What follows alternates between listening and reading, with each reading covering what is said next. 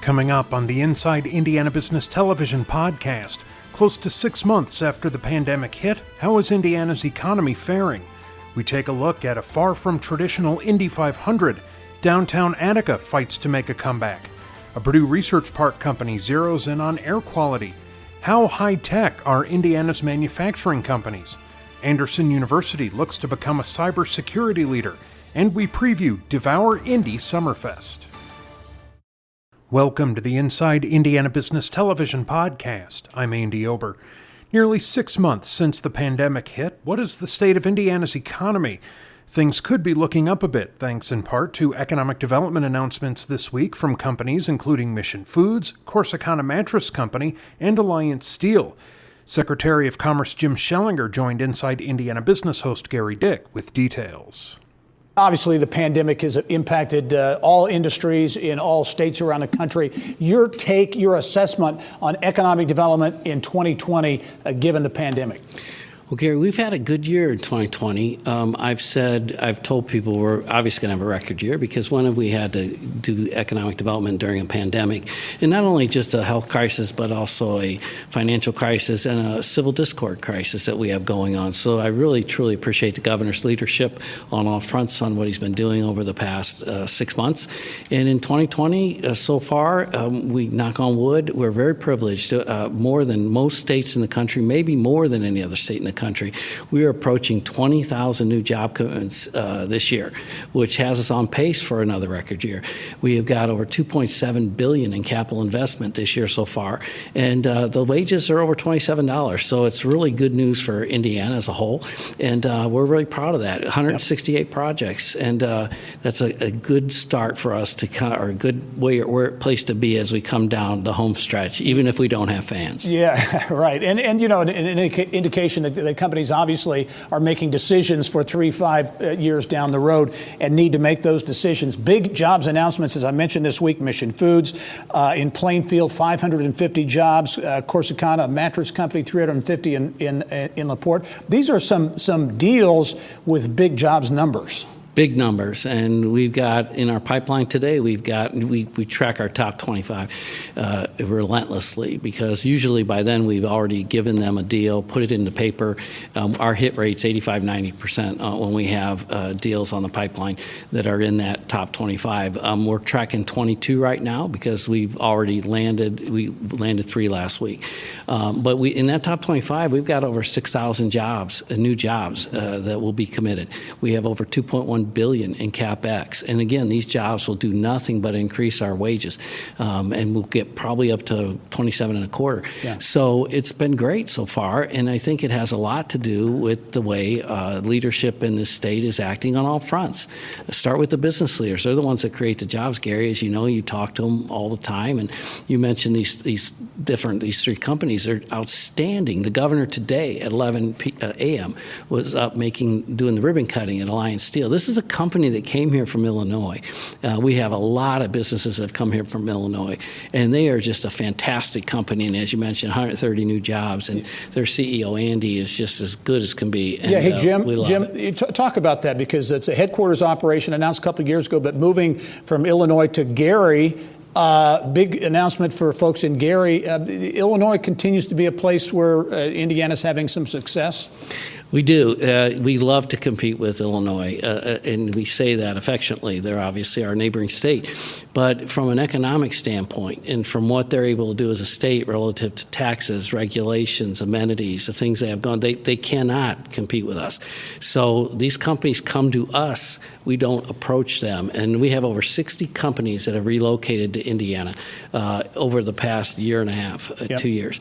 So it's been phenomenal. And they're coming here for lower taxes. They're coming here for reasonable regulations. They're coming here because of our business-friendly climate, and they're coming here for our workforce. We have a tremendous workforce in Indiana. Hey, Jim, very quickly, only have 15 seconds, but heading through the rest of the year, your expectations? Well, we've had the 168 projects, Gary. We've only announced about 69 of them, or actually 49. 20 are in the works, either by a press release or an in-person press conference.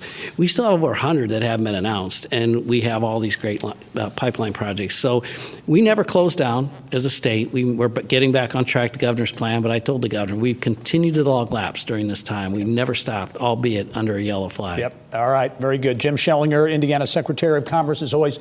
Thank you for joining us. We look forward to seeing you soon. Thank you, Gary. All right. Well, for the first time ever, there were no fans in the stands at this weekend's Indianapolis 500.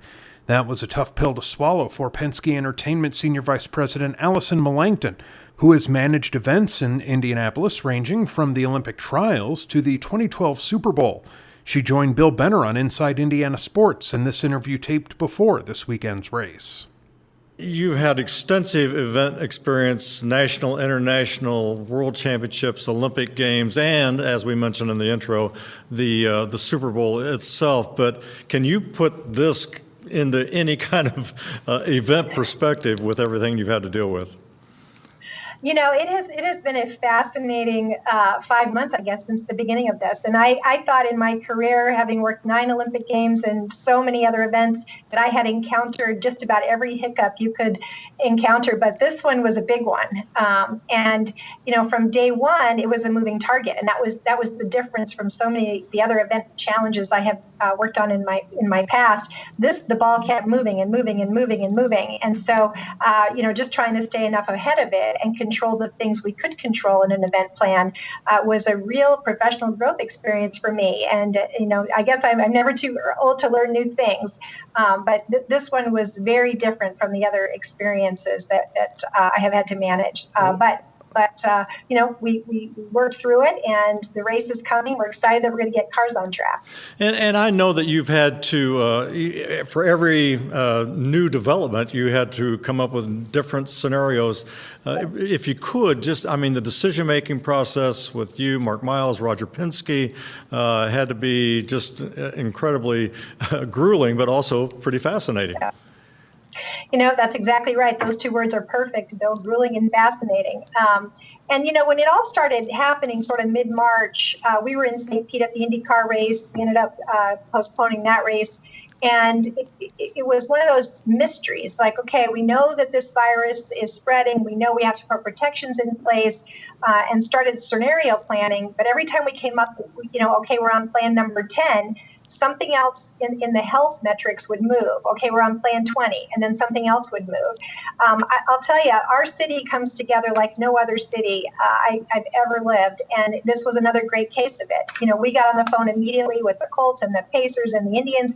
Everybody pulled together and said, you know, let's all use our expertise. Let's all put our brains together collectively so we can come up with the best plan. We knew we were going to try to be the first ones out of the gate locally with a big event, and I'll tell you, all our sports organizations and the other organizations, the Sports Corp, everybody was cheering us on, saying, we want to help you do it. So I love living here, but I love it even more, even in a crisis like that, when everybody comes together. And we've used a lot of great collective thinking. We worked with the people at the Kentucky Derby. There was no blueprint because nobody had ever tried to put on these major events in a pandemic that kept changing every week. Allison, we've got about less than a minute left. Briefly, if you could, Roger Penske, he's written via social media and via local media. He's written a very heartfelt letter to the Speedway fans, but his leadership throughout this has been, from my view, just simply extraordinary. Absolutely. You know what? He is a steady and thoughtful leader with so much wisdom. And so many times in our conference room when we were working through all these plans, he would drop in a pearl of wisdom, you know, even simply saying, let's try to simplify everything that we've got so we can control what we can control through simplification. Just little things like that were just great advice. And as we worked through all those things, in the end, they were all the right decisions. I couldn't have more respect and admiration for him.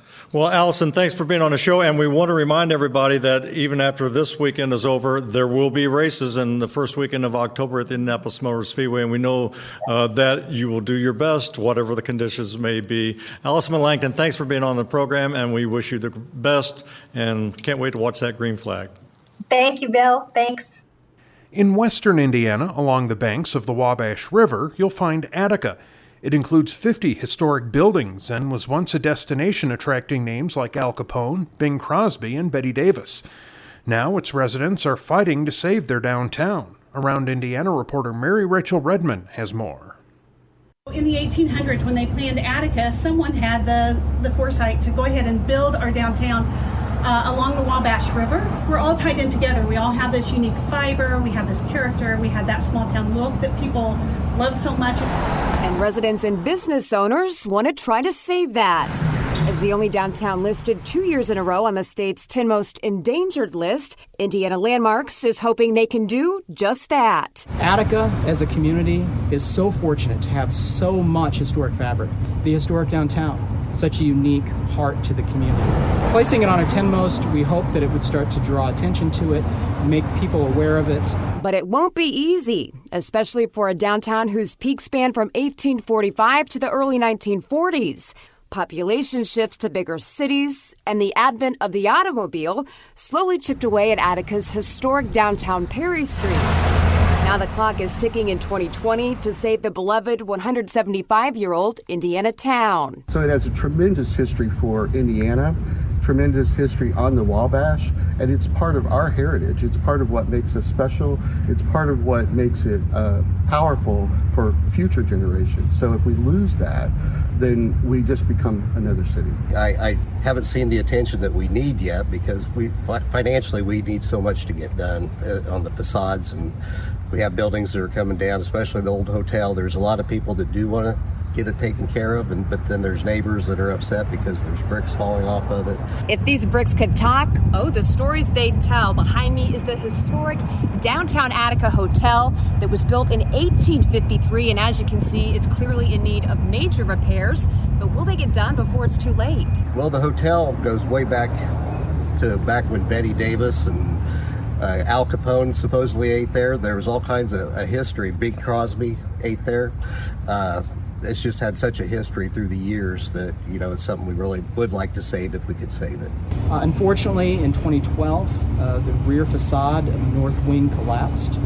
It has been unrepaired since then. And recently, earlier this year, upper corner on the original structure collapsed. So condition of the building is a great concern. My fear is if we don't get some investment in the landmarks and the older buildings, they'll be gone fairly soon. And during these uncertain times, Kleckner believes restoring the heart of downtown Attica will help save a community looking to evoke its once vibrant self. These buildings have survived crises in the past.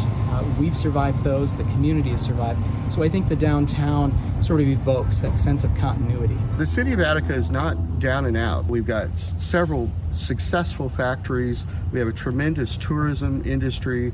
We have something to build on. Mary Rachel Redman, Inside Indiana Business. The 16 Tech Innovation District on the near northwest side of Indianapolis has a new tenant. Next Studios will become the first venture studio to locate at the $500 million development. Managing partners John McDonald and Shelley Klingerman came on the show to talk about why they chose 16 Tech for their home base. Okay, John, I'll start with you. The Midwest's newest venture studio. Give us kind of the bottom line on what the venture is all about and why you put it together. Well, we have a lot to give back to our entrepreneurial community as experienced entrepreneurs. There's a lot of startup companies that are just getting going and don't really know how this works, how to raise money, what the process is, how to come up with a good idea, and how to build a go-to-market strategy. And we just got together thinking we could really offer our services to help them do this and maybe improve their chances of success and also perhaps de-risk some of the opportunities for the investors that we have here in Indiana and the Midwest and get a better success rate of creating new startup companies. And so that's really what the studio is all about. You obviously see demand for this. What are your expectations? What do you hope to see coming out of Next Studios?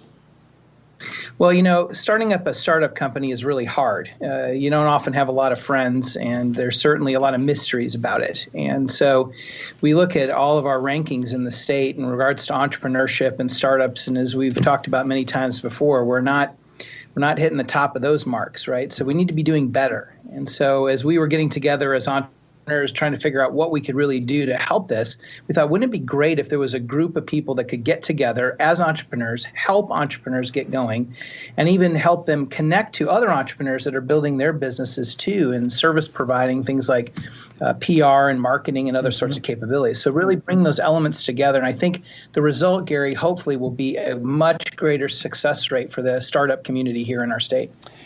Shelley, very important aspect of this, the model, if you will, is it's statewide. So you're going to have your home office, in a sense, in Indianapolis, but really want to make this a statewide venture, correct? Correct, yeah. I mean, ideas are planted all around the state, so we intend to go where they are to help these visionaries develop their ideas, fuel them with talent and capital in their local community. So in a sense, they can bloom where they're planted. Yeah, you are the former executive director at Launch Terre Haute. You know firsthand the need for this on a statewide basis. Give us your perspective on how important it is that this grow on a statewide basis. Yeah, I think it's really important to bring these resources out to the communities. Otherwise, you're kind of forced to go to a central location. And what that does is it pulls a lot of that innovation out of the communities that could actually really use it the most. I think what we're bringing to the table is a great resource for a number of communities around the state that isn't present right now. Hey, John, big news. You've already made some big news announcing your home office is going to be at 16 Tech, the Innovation District, which is really beginning to blossom now, has been talked about for many years. How important is it to be at a location like 16 Tech? I'm just so impressed by the team, Bob Coy and Sheldon Mercer and the rest, and what they have plowed through with the help of the CICP and others. I think what's really important to us about 16 Tech is not just that being in the heart of Indianapolis and the freshest, newest technology community. It's also the heart of our corporate life here in Indiana, and certainly in Central Indiana. And you look at the Central Indiana Corporate Partnership and the great companies that are around there. Right. They need this help too, and we're looking forward to helping them with their innovative activities as a part of this great community as well. Very good. John McDonald, Shelley Klingerman, thanks for joining. I should mention that Joe Cudby and Tom Kilcoyne, obviously the other two partners there as well. Good luck with the new studio. We'll look forward to following you in the years ahead. Thanks, Gary. Thank you. All right. Appreciate it. Remember, you can catch Inside Indiana Business Television on stations throughout the state every weekend.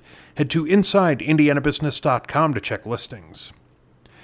COVID-19 has heightened awareness about air quality. Energy Harness Corporation, which has an office in the Purdue Research Park in Indianapolis, has created a device that it says could be a game changer.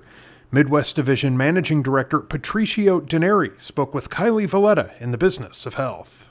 We'll talk about the new device in just a minute, but first let's talk about UVC light. Explain what science tells us about using UVC light to kill pathogens and the coronavirus specifically. Great question. UVC technology, Kylie, has actually been in use for well over 100 years, so its validity and its efficiency is extremely proven. UVC LED, it's a lot newer technology, so it's as effective. However, it can be a lot more precise and also efficient. Okay, so lots of science behind this and studies, especially current studies to back it up. So let's talk about the active airflow UVC fixture, this new ceiling device. Explain what it is and how it works. Absolutely. So about 5 months ago, in the beginning of our pandemic, as you mentioned a minute ago, we actually did task our top scientists and engineers to create a device utilizing our LED technology and expertise to help our clients, primarily our schools and hospitals, fight this pandemic. So what makes our technology extremely rare and unique, it's the only UVC technology out there that can work while people are inside of the room. All other UVC technology must work when the room is unoccupied. Therefore, when you walk into the room can be infected. Ours works in the classroom safely while the students are learning. And can you explain in layman's terms, so your average Joe can understand kind of how it sucks the air in and then what it does from there? Absolutely. So we have a patented fan system. So air is sucked into the unit. It runs through a very specific maze of UVC LED technology, and it comes out without that pathogen anymore. And I understand the dosage is also very specific as well, right? That is absolutely correct. So hopefully here very soon, once we have a vaccine for the existing pandemic, we can simply retool that dose and have it fight the flu or influenza. Or if, God forbid, a COVID-21 came out, all we would need to do is retool that dose so we can fight that exact pathogen. Fascinating. Okay, give us a quick roundup of the schools in Indiana. Can't list them all, obviously, but some of the schools that you're helping with this. Yeah, we have gotten tremendous. We are extremely blessed with how people have been so open to this technology. As you can imagine, everyone would like to see it installed. As you mentioned, Beech Grove Schools is actually getting that next week. Center Grove Schools also signed up on the south part of Indianapolis. Franklin Township Schools. We actually have well over 30 schools as of now signed up for this technology, and we are expecting many more to come. And that is mostly driven right now by a very aggressive grant by FEMA, which does have a deadline of August 31st. So we are urging people that are interested in learning more to contact us quickly prior to that application deadline. And as we mentioned, business really is busy for you right now. So with demand ramping up like that, explain how you're adjusting your production and how you're going to be able to keep pace with this new demand. We aren't. That's a great question. I was actually in our Florida facility where all of this is assembled last week, coming up with new assembly lines and adding additional space because the demand has been extremely overwhelming in a great way. Our goal is to first help our existing clients that got us to where we are today. And as soon as these clients very quickly get the technology implemented, we would like to help as many others as would like the assistance. Okay, so just a few seconds left, but you do have a location at the Purdue Research Park of Indianapolis. Tell us about your Purdue connections. Absolutely. So Purdue University and the Purdue Research Foundation, PRF, were instrumental early in 2013-14 in getting energy harness to where it is today. They actually were some of the first to install our lighting technology. So ever since, we've actually held a very close partnership. Myself, as well as some of the other founders of the company, all are Purdue alumni, so we're very close to the university. All right. Well, thanks for telling us about this technology. Good improvement for Indiana schools coming up. Thanks for being on the show. Thank you very much. Indiana is an advanced manufacturing powerhouse. The $100 billion industry employs more than 520,000 Hoosiers, but our company is prepared to embrace and integrate advanced technology. Connexus Indiana Vice President of Innovation and Digital Transformation, Mitch Landis, came on to talk about the organization's annual 4.0 report. Industry 4.0, those in the manufacturing sector are well aware of this, but what is Industry 4.0? What does it mean? Yeah, so I'll tell you, well, first I want to at least acknowledge IU Kelley School of Business Center of Excellence, specifically Dr. Mark Froelich, who was an incredible partner on this, so he was instrumental in this piece of work. In terms of what Industry 4.0 is, it really stands for the newest phase of industrial revolution, right? It's an ongoing industrial revolution. Folks say that we're a fourth phase of it, and it involves deploying smart manufacturing technologies. And there's a whole basket of those technologies involved with manufacturing these days. Yeah, and that includes artificial intelligence, I assume, and IoT. All those types of things are involved. Computing, advanced sensors, cobots, which are collaborative robots, additive manufacturing, which most people think of as 3D printing, data analytics, machine learning, artificial intelligence. There are probably a dozen of them. Yeah. That you can. Well, Mitch, I know Connexus being proactive in trying to determine the level of integration of Indiana companies. So you do this. This is the first time you've done this report. Expect it may be an annual report. What's your big takeaway? What are some of the big takeaways you found as you looked at Indiana's manufacturing sector?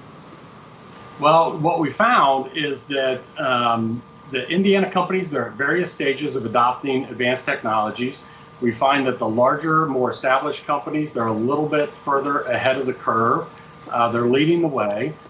These companies, they're more likely to have budgets and strategic plans, roadmaps for how to deploy advanced technology. Some of the sectors that you would think of that are strong in Indiana. Automotive and aerospace especially are ahead of the curve. The smaller to mid-sized companies, they're also adopting smart technologies, but to a lesser extent. They usually do it as need arises. They generally don't have allocated budgets for it or strategic plans towards adoption. But even though they're kind of doing it on more of an ad hoc basis, they're having some success and seeing benefit with it. Yeah, so budget, not surprisingly, a big hurdle for a number of organizations. You and I were talking off camera before we started. To get to that budget issue, you're looking at some manufacturing readiness grants that are now being doled out by the state to some of these companies to get them ready for that next wave of manufacturing. That's right. Since budget was the number one obstacle, especially for the small and medium-sized manufacturers that are out there, we didn't want to wait till publishing the study to get to work on this. And so we partnered with the state of Indiana for these manufacturing readiness grants. If you go to connexusindiana.com, it's at the top of every page of our website. But there's an opportunity for manufacturers deploying these technologies to get up to $200,000 in a matching grant situation if they are willing to invest in a project-based opportunity. It's a reimbursement-based grant, so it's industry dollars first, and if it qualifies, they apply. We announce to them as an award winner for the grant. They can go off and do the project and get reimbursement. Okay, Mitch, as you look at this, what's the risk of companies and organizations not connecting and not being part of that next wave of manufacturing, especially in a state like Indiana, which is so manufacturing intensive? You know, what's the risk there of Indiana of companies here not keeping up?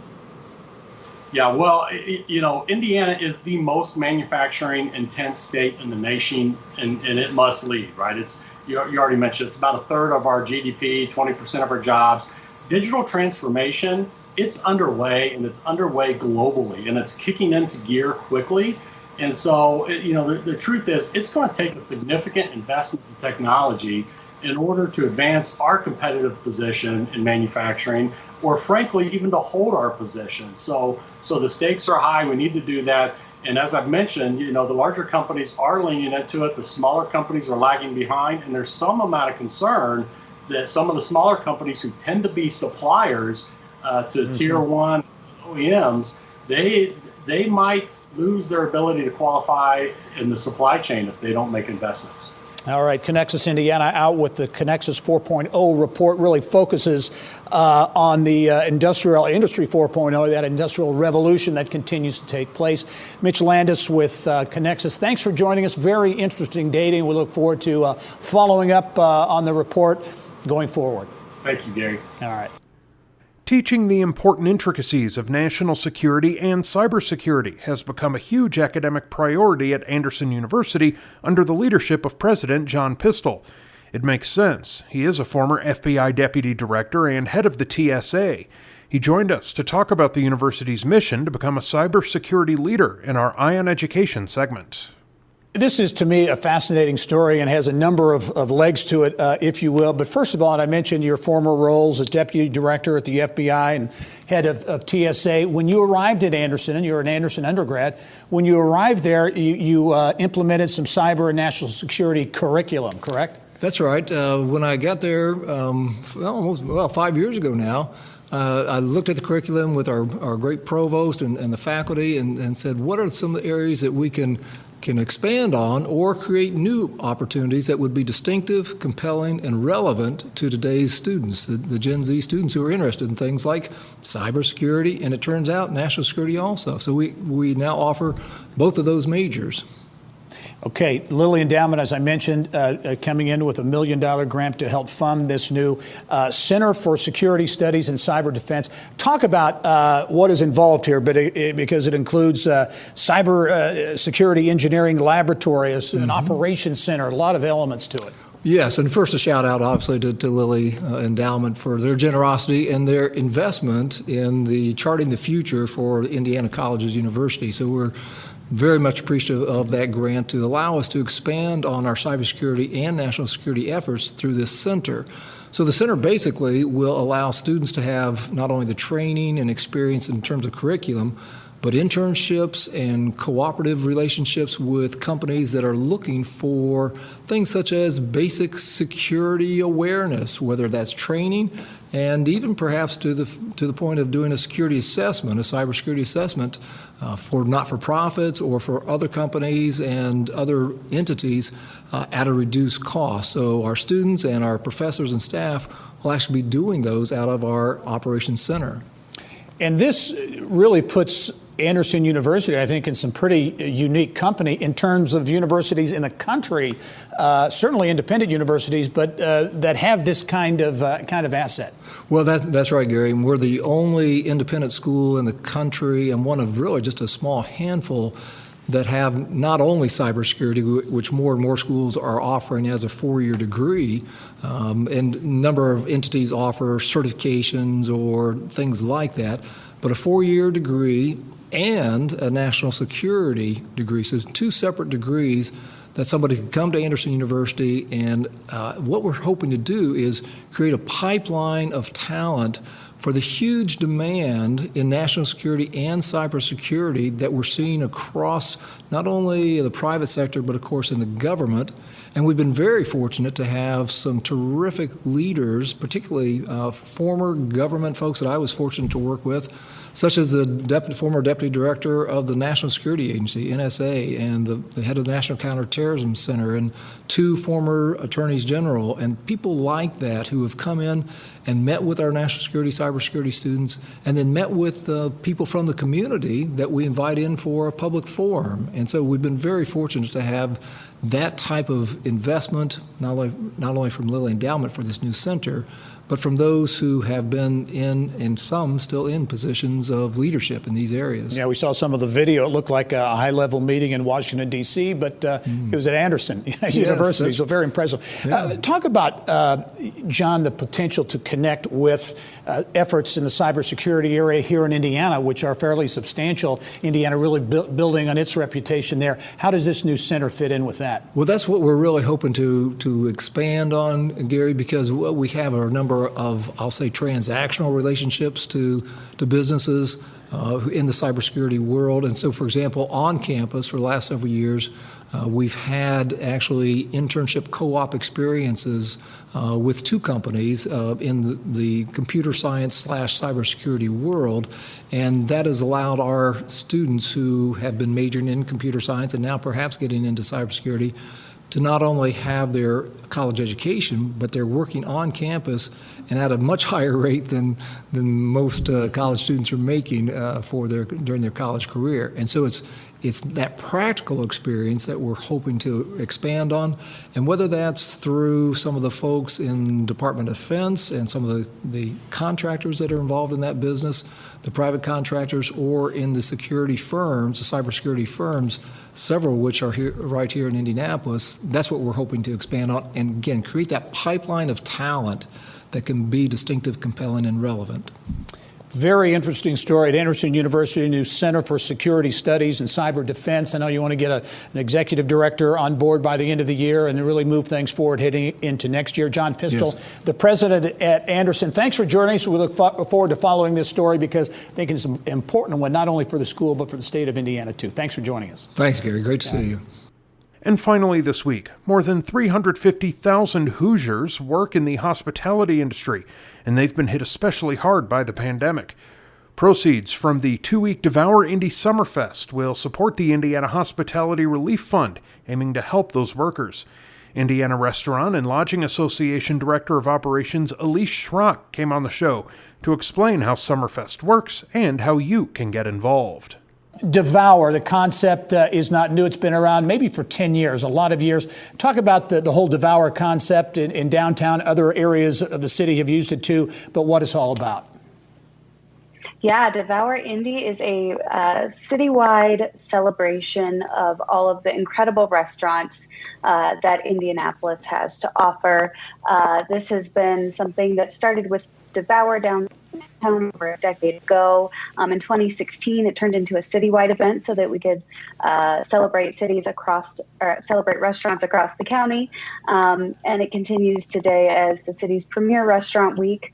We have Summerfest, we do Winterfest, and we're really excited for things to kick off this Monday and give our restaurants a little bit of love. It's much needed right now. Yeah, you talk about it this year, value priced has been the focus. This year, really a big focus on celebrating restaurants and the resiliency of restaurants and the workers in a restaurant and hospitality sector. It's going to be a big part of the event this year. Yeah, sure. It has been, it's no surprise that it has been very tough over the last 6 months for our industry, especially.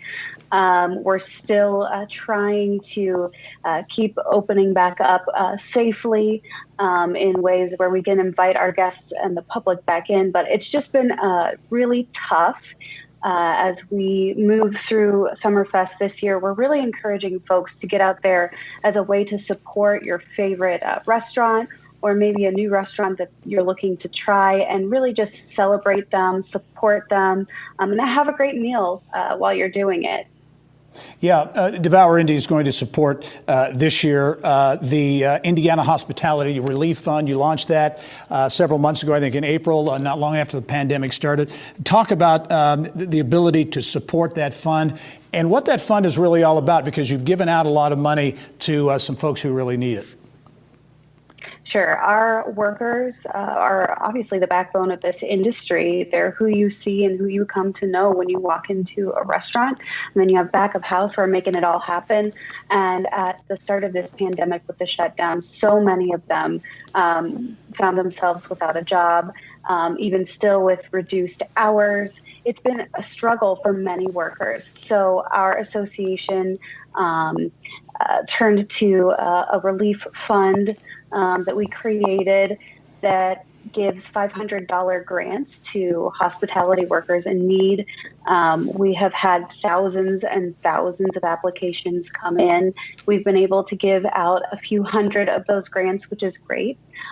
We've raised over $150,000 for this, but that goes quickly when so many folks are in need. So we're really encouraging people when they come out to Devour, look for our website that's listed on all of the collateral on our website. When you're going on to check out what menus you may be interested in, click over to the Relief Fund site and make sure to donate. Our folks could really use the support. Yeah, and to put it in perspective on what restaurants are continuing to go through, that's an industry that heading into the pandemic was very tough, very challenging. But now as these restaurants are opening up, they're needing to do so at reduced capacity. How difficult is it still for these restaurants around the state of Indiana? Well, it's incredibly difficult. Like you said, before the pandemic, this is a business that was already very difficult to get into and to maintain. Budgets and margins are run on a hairline fraction. So when you're only able to serve 25 to 50% capacity, and those numbers change from week to week.